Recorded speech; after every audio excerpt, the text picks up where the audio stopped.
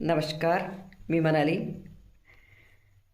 काँग्रेस प्रवक्ते हनुमंत पवार यांच्यावर झालेला हल्ला आणि तो हल्ला झाल्यानंतर तुषार मानगुडे यांना जेव्हा प्रश्न विचारला की तुम्ही झुंडीने एखाद्या व्यक्तीवर हल्ला का केला आणि तुमच्या कमरेला पिस्तूल कुठून आलं, तर त्याच्यावर त्यांचं उत्तर फारच सुंदर उत्तर आहे.